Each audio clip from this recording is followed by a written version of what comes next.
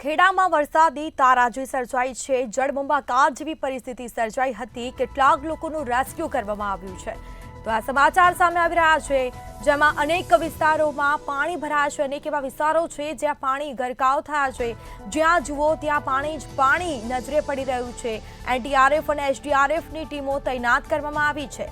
સુફિયાના બંગલોઝમાં 30 મજદૂરોનું rescue કરવામાં આવ્યું છે। તો ખેડા જિલ્લાની વાત્રક નદી અને શેઠી નદી ગાંડીતુર બની હતી। નદીઓના પાણી રસ્તા પર વહેતા થયા હતા। જળબંબાકાર જેવી પરિસ્થિતિનું નિર્માણ થયું। જ્યાં જુઓ ત્યાં પાણી જ પાણી નજરે પડ્યું હતું। બચાવની કામગીરી પણ કરવામાં આવી હતી। એનડીઆરએફ અને એસડીઆરએફ ટીમ દ્વારા રેસ્ક્યુની કામગીરી કરવામાં આવી હતી। આ સાથે જ ખેડા શહેરના અનેક વિસ્તારો પાણીમાં ગરકાવ થયા છે।